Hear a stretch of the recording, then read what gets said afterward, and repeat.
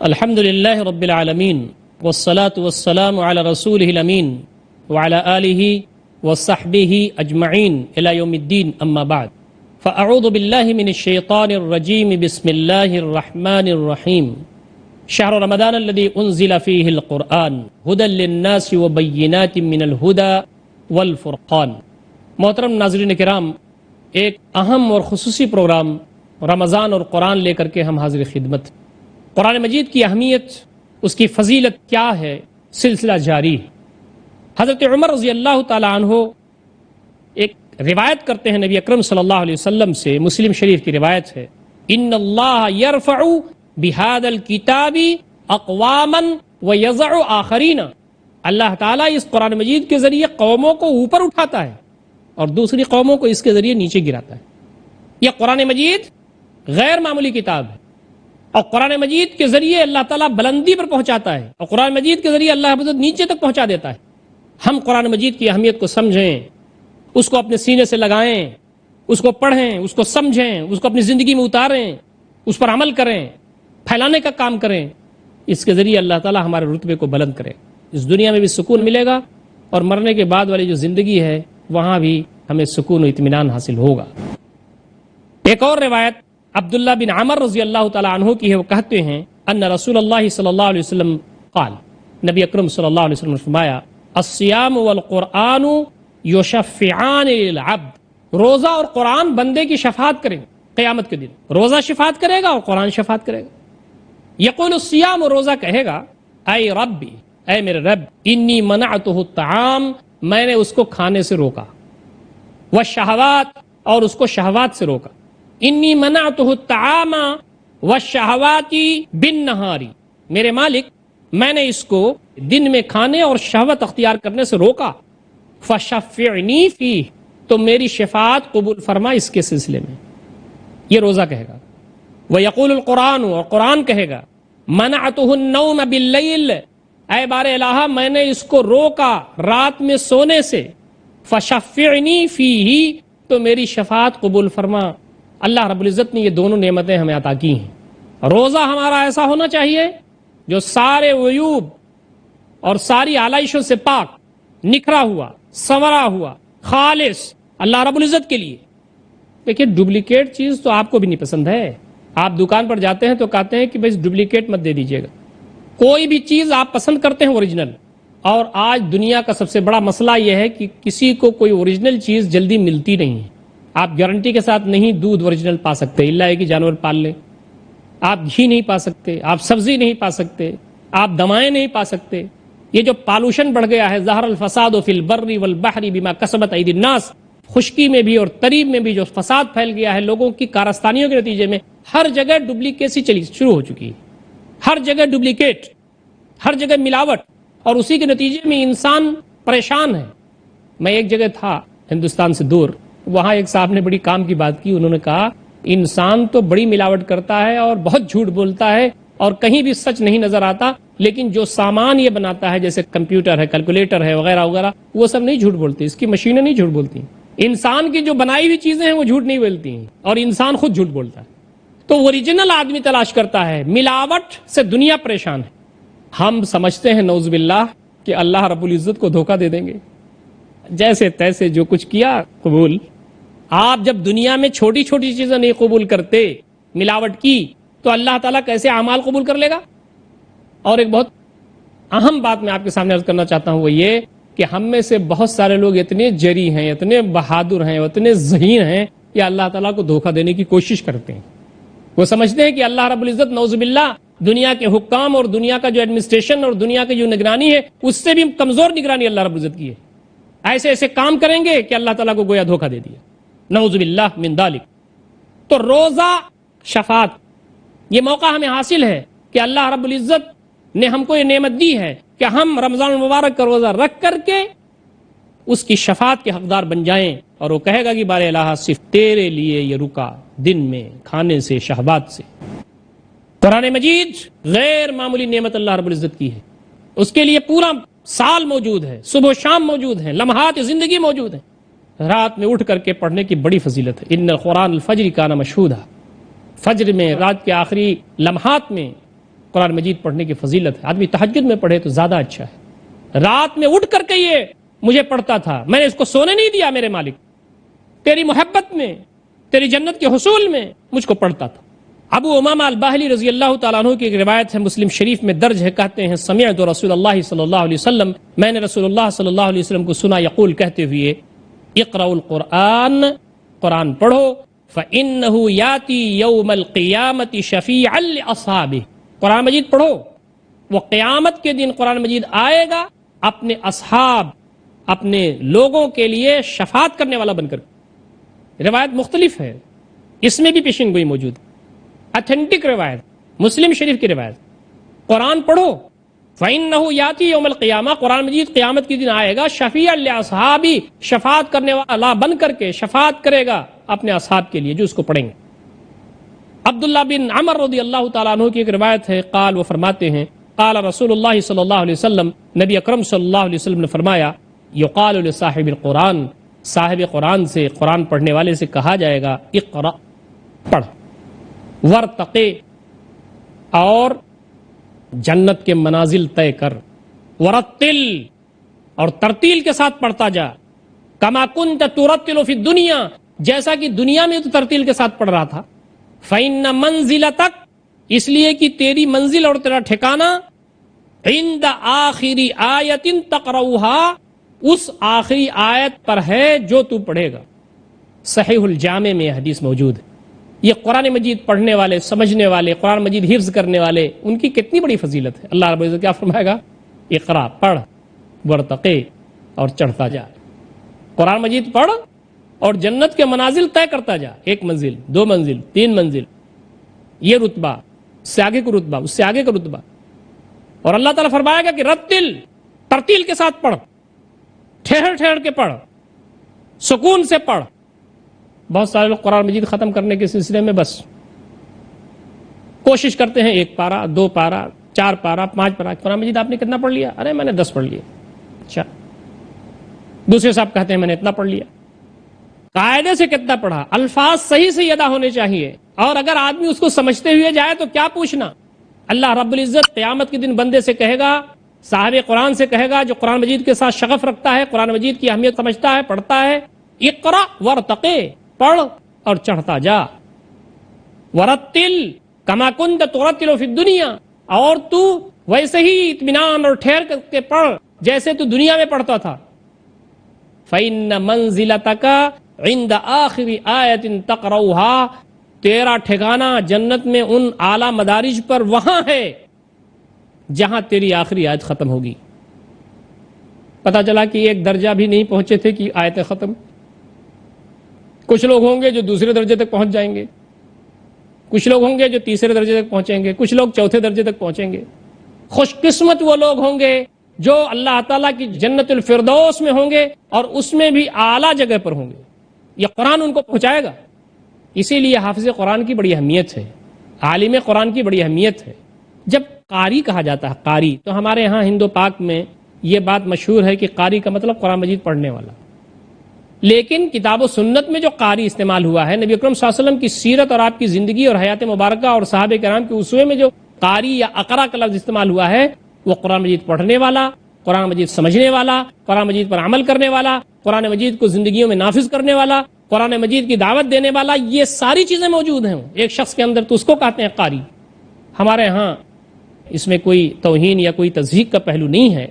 میں صرف ایک بات عرض کرتا ہوں کہ ہمارے ہاں کہتے ہیں قاری صاحب، اور قاری صاحب قرآن مجید نہیں سمجھتے، انہوں نے صرف حفظ کیا ہے اور تجوید سیکھی ہے بس. اصطلاح عام ہو گئی، لیکن دین کی اصطلاح وہی ہے. قاری کا مطلب اعلمہم، اقرأہم بالکتاب، یعنی اعلمہم بالکتاب، قرآن مجید زیادہ پڑھنے والا.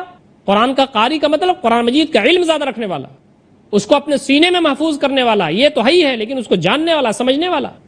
خوش قسمت ہے وہ لوگ جو قرآن مجید کو حفظ کرتے ہیں، اس کو سمجھتے ہیں. خوش قسمت ہے وہ لوگ جن کے والدین نے اپنے بچوں کو حافظ قرآن بنایا. خوش قسمت ہے وہ والدین جن کو یہ سعادت حاصل ہے کہ ان کے بچے حافظ قرآن، عالم دین، قرآن مجید کا شغف رکھنے والے، اس پر عمل کرنے والے. یہ بچے ہمارے جب بڑے ہوں گے، دین کا کام کریں گے، اللہ رب العزت کے سامنے حاضر ہوں گے، انہوں نے قرآن کو سینے میں محفوظ کیا ہوگا، اس کے مطابق عمل ہوگا، تو جہاں ان کو نوازا جائے گا وہاں کہا جائے گا کہ ان کے والدین کو بھی بلاؤ، اس کی ماں کو بھی بلاؤ، اس کے باپ کو بھی بلاؤ، میرے کلام کو سینے میں رکھنے کا ذریعہ بنے، ہم اس کو نواز رہے ہیں اور اس کے طفیل میں اس کے والدین کو بھی نواز رہے ہیں۔ اللہ تعالیٰ رتبے بلند ہم تمام کو حاصل کرنے کا موقع عنایت فرمائے۔ وفی ذلک فلیتنافس المتنافسون، مقابلہ کرنے میں، ایک دوسرے سے آگے بڑھنے میں، یہ راستہ ہے آگے بڑھنے کا، آگے جانے کا۔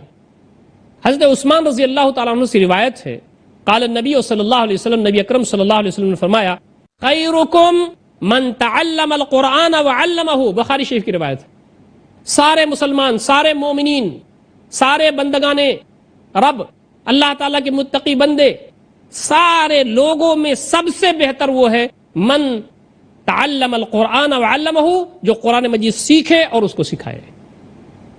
قرآن مجید کو پڑھنا، قرآن مجید کو ترتیل سے پڑھنا، تجوید سے پڑھنا، قرآن مجید کو سمجھنا، قرآن مجید پر عمل کرنا، قرآن مجید کے پیغام کو عام کرنا، قرآن مجید کو دوسروں کو سکھانا، دوسروں کو بتانا، معمولی کام ہے۔ قرآن مجید کی یہ عظمت ہے، قرآن مجید کی یہ فضیلت ہے۔ قرآن مجید جس گھر میں ہوتا ہے، جس گھر میں پڑھا جاتا ہے، سمجھا جاتا ہے، وہ گھر نورانی گھر ہو جاتا ہے، وہ گھر برکت والا گھر ہوتا ہے۔ کیا آپ کا گھر کبھی ایسا ہوتا ہے کہ آپ کے گھر میں آپ کی بیوی، آپ کے بچے سب تلاوت کلام پاک کر رہے ہوں، قرآن مجید کو پڑھ رہے ہوں، اور ایک ماحول بن جائے آپ کے گھر میں؟ ماحول بنا کے ذرا دیکھیے۔ اور یہ صرف رمضان کی بات نہیں ہے، یہ سال بھر کا پروگرام ہے۔ قرآن مجید ہمیشہ ہمارے سینوں میں ہو، ہمارے دماغ میں ہو، ہماری زبان پر ہو، ہماری زندگی کے ہر لمحے میں ہو، یہ اللہ رب العزت چاہتا ہے۔ محترم ناظرین، وقت ہو رہا ہے ایک چھوٹے سے وقفے کا، انشاءاللہ وقفے کے بعد پھر حاضر خدمت ہوں گے۔ والسلام علیکم ورحمۃ اللہ وبرکاتہ۔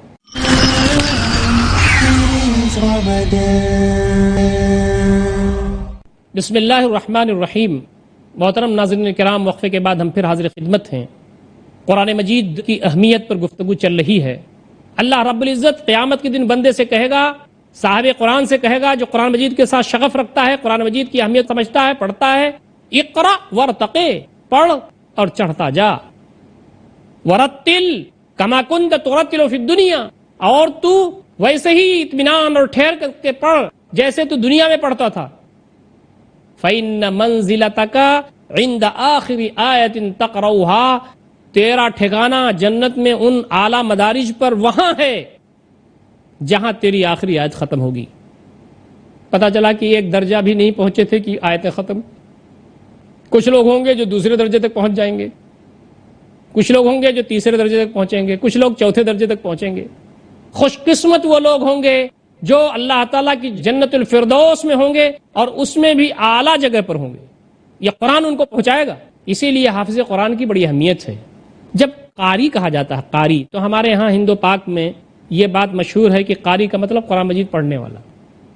لیکن کتاب و سنت میں جو قاری استعمال ہوا ہے، نبی اکرم صلی اللہ علیہ وسلم کی سیرت اور آپ کی زندگی اور حیات مبارکہ اور صحابہ کرام کے اسوے میں جو قاری یا اقرا کا لفظ استعمال ہوا ہے، وہ قرآن مجید پڑھنے والا، قرآن مجید سمجھنے والا، قرآن مجید پر عمل کرنے والا، قرآن مجید کو زندگیوں میں نافذ کرنے والا، قرآن مجید کی دعوت دینے والا، یہ ساری چیزیں موجود ہیں ایک شخص کے اندر، تو اس کو کہتے ہیں قاری۔ ہمارے ہاں اس میں کوئی توہین یا کوئی تضحیق کا پہلو نہیں ہے۔ میں صرف ایک بات عرض کرتا ہوں کہ ہمارے ہاں کہتے ہیں قاری صاحب، اور قاری صاحب قرآن مجید نہیں سمجھتے، انہوں نے صرف حفظ کیا ہے اور تجوید سیکھی ہے، بس۔ اصطلاح عام ہو گئی، لیکن دین کی اصطلاح وہی ہے۔ قاری کا مطلب اعلمہم اقرأہم بالکتاب، یعنی اعلمہم بالکتاب، قرآن مجید زیادہ پڑھنے والا۔ قرآن کا قاری کا مطلب قرآن مجید کا علم زیادہ رکھنے والا، اس کو اپنے سینے میں محفوظ کرنے والا، یہ تو ہے ہی ہے، لیکن اس کو جاننے والا، سمجھنے والا۔ خوش قسمت ہے وہ لوگ جو قرآن مجید کو حفظ کرتے ہیں، اس کو سمجھتے ہیں۔ خوش قسمت ہے وہ لوگ جن کے والدین نے اپنے بچوں کو حافظ قرآن بنایا۔ خوش قسمت ہے وہ والدین جن کو یہ سعادت حاصل ہے کہ ان کے بچے حافظ قرآن، عالم دین، قرآن مجید کا شغف رکھنے والے، اس پر عمل کرنے والے۔ یہ بچے ہمارے جب بڑے ہوں گے، دین کا کام کریں گے، اللہ رب العزت کے سامنے حاضر ہوں گے، انہوں نے قرآن کو سینے میں محفوظ کیا ہوگا، اس کے مطابق عمل ہوگا، تو جہاں ان کو نوازا جائے گا وہاں کہا جائے گا کہ ان کے والدین کو بھی بلاؤ، اس کی ماں کو بھی بلاؤ، اس کے باپ کو بھی بلاؤ، میرے کلام کو سینے میں رکھنے کا ذریعہ بنے، ہم اس کو نواز رہے ہیں اور اس کے طفیل میں اس کے والدین کو بھی نواز رہے ہیں۔ اللہ تعالیٰ رتبے بلند ہم تمام کو حاصل کرنے کا موقع عنایت فرمائے۔ وَفِي ذَلِكَ فَلْيَتَنَافَسِ الْمُتَنَافِسُونَ، مقابلہ کرنے میں، ایک دوسرے سے آگے بڑھنے میں، یہ راستہ ہے آگے بڑھنے کا، آگے جانے کا۔ حضرت عثمان رضی اللہ تعالیٰ عنہ سے روایت ہے، قال النبی صلی اللہ علیہ وسلم، نبی اکرم صلی اللہ علیہ وسلم نے فرمایا، خیرکم من تعلم القرآن وعلمہ، بخاری شریف کی روایت ہے۔ سارے مسلمان، سارے مومنین، سارے بندگان رب، اللہ تعالیٰ کے متقی بندے، سارے لوگوں میں سب سے بہتر وہ ہے من تعلم القرآن وعلمہ، جو قرآن مجید سیکھے اور اس کو سکھائے۔ قرآن مجید کو پڑھنا، قرآن مجید کو ترتیل سے پڑھنا، تجوید سے پڑھنا، قرآن مجید کو سمجھنا، قرآن مجید پر عمل کرنا، قرآن مجید کے پیغام کو عام کرنا، قرآن مجید کو دوسروں کو سکھانا، دوسروں کو بتانا، معمولی کام ہے۔ قرآن مجید کی یہ عظمت ہے، قرآن مجید کی یہ فضیلت ہے۔ قرآن مجید جس گھر میں ہوتا ہے، جس گھر میں پڑھا جاتا ہے، سمجھا جاتا ہے، وہ گھر نورانی گھر ہو جاتا ہے، وہ گھر برکت والا گھر ہوتا ہے۔ کیا آپ کا گھر کبھی ایسا ہوتا ہے کہ آپ کے گھر میں آپ کی بیوی، آپ کے بچے سب تلاوت کلام پاک کر رہے ہوں، قرآن مجید کو پڑھ رہے ہوں، اور ایک ماحول بن جائے آپ کے گھر میں؟ ماحول بنا کے ذرا دیکھیے۔ اور یہ صرف رمضان کی بات نہیں ہے، یہ سال بھر کا پروگرام ہے۔ قرآن مجید ہمیشہ ہمارے سینوں میں ہو، ہمارے دماغ میں ہو، ہماری زبان پر ہو، ہماری زندگی کے ہر لمحے میں ہو، یہ اللہ رب العزت چاہتا ہے۔ حضرت عبداللہ بن عمر رضی اللہ تعالیٰ عنہما بیان کرتے ہیں، قال النبی صلی اللہ علیہ وسلم، نبی اکرم صلی اللہ علیہ وسلم نے فرمایا، لا حسد الا فی اثنین، قابل رشک دو ہی آدمی ہیں جن پر رشک کیا جا سکتا ہے۔ رجل آتاہ اللہ القرآن فهو یتلوہ آناء اللیل وآناء النہار، اللہ رب العزت نے کسی بندے کو قرآن عطا کر دیا، وہ اس کو پڑھتا ہے دن رات بھر۔ یہاں یتلو کا لفظ استعمال ہوا ہے۔ تلاوت کلام پاک، جیسے میں نے ابھی آپ کے سامنے عرض کیا کہ قرأت، یقرا، اقرا، یہ جو الفاظ ہیں قرآن مجید کے پڑھنے کے سلسلے میں ہیں، لیکن اس سے مراد یہ ہے کہ سمجھ کے آدمی پڑھے اور زندگیوں میں نافذ کرے۔ ایسے ہی تلاوت کلام پاک کے اندر بھی یہ ساری صفات داخل ہیں، پڑھنا، سنانا، اور اس کے پیچھے یہ ہے کہ ان باتوں پر کو اہمیت دینا، ان کو زندگی میں جگہ دینا، ان کے مطابق اپنی زندگی کو بنانا، یہ ساری چیزیں اس میں شامل ہیں۔ تو کہا کہ رشک دو ہی اشخاص پر کیا جا سکتا ہے، ایک تو وہ کہ جس کو اللہ نے قرآن عطا کیا ہو، فہو یتلوہ ہو، وہ اس کی تلاوت کرتا ہے، اس کو سمجھتا ہے، اس کو پڑھتا ہے، اس کو بیان کرتا ہے، اس کی تلاوت کرتا ہے، آناء اللیل و آناء النہار، رات بھر، دن بھر۔ ورجل آتاہ اللہ مالا فهو ينفقه آناء اللیل و آناء النہار، رواہ البخاری۔ دوسرا شخص جو قابل رشک ہے وہ یہ کہ اللہ تعالیٰ نے مال عطا کیا ہو اور اس کو خرچ پہ خرچ کر رہا ہے، فیاضی کے ساتھ دن خرچ کر رہا ہے، رات میں خرچ کر رہا ہے، ہر پہر، ہر لمحے خرچ کر رہا ہے۔ قرآن مجید کی یہ عظمت ہے کہ اس کو پڑھا جائے، اس کو سیکھا جائے، سمجھا جائے، اور اس کو رات میں، دن میں، زندگی کے 24 گھنٹہ کے اوقات میں اس کو سیٹ کیا جائے، اس کو پڑھا جائے۔ اگر ہمارے سینوں میں ہوگا تو ہم چلتے پھرتے بھی پڑھ سکتے ہیں، اٹھتے بیٹھتے بھی پڑھ سکتے ہیں، ہر جگہ اس سے استفادہ کر سکتے ہیں، اور اللہ رب العزت نے جو یہ خوشخبری دی ہے اس کا مستحق بن سکتے ہیں۔ دوست اور ساتھیوں، گھر میں بڑی ویرانی ہے، گھر میں بڑا سناٹا ہے، آدمی کسی کو بلاتا ہے، کسی کے یہاں چلا جاتا ہے، طبیعت نہیں لگ رہی ہے، آپ کے گھر میں سب کچھ ہو، ساری رونق بظاہر نظر آ رہی ہو، نہ ہمارے سینے میں قرآن مجید ہو، نہ آپ کے سینے میں قرآن مجید ہو، نہ بچوں کے سینے میں قرآن مجید ہو، تو یہ سب چیزیں تو ایسے ہی ختم ہو جاتی ہیں چشم زدن میں۔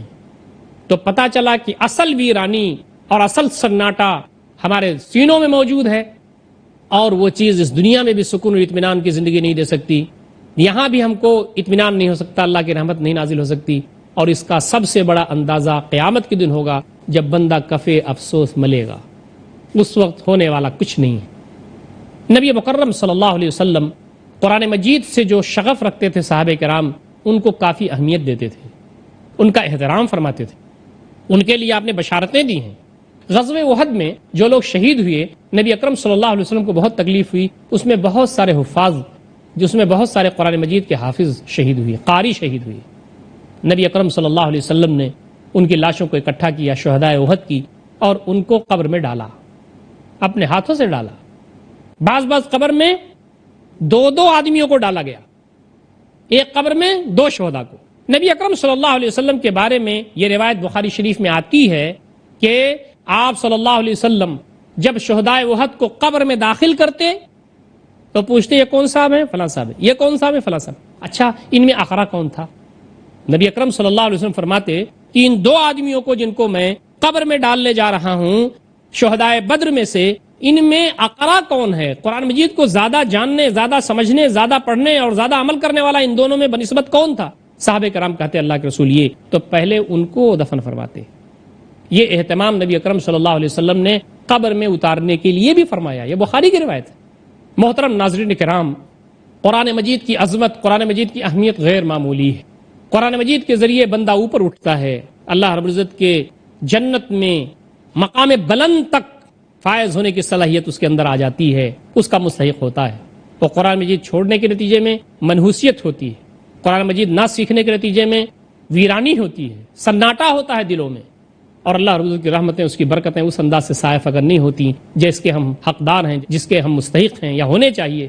قرآن مجید کی اسی اہمیت کے پیش نظر یہ ذمہ داری ہماری بنتی ہے کہ ہم خدا قرآن مجید کی طرف توجہ دیں، خود سیکھیں، سمجھیں، عمل کریں، بچوں کو سکھائیں، اس کے پیغام کو پہنچائیں. اللہ تعالی ہم تمام کو اس کی توفیق عنایت فرمائے. اقول قولی ھذا استغفر اللہ لی ولکم اجمعین واستغفروہ انہ الغفور الرحیم وآخر دعوانا الحمد للہ رب العالمین والسلام علیکم ورحمۃ اللہ وبرکاتہ.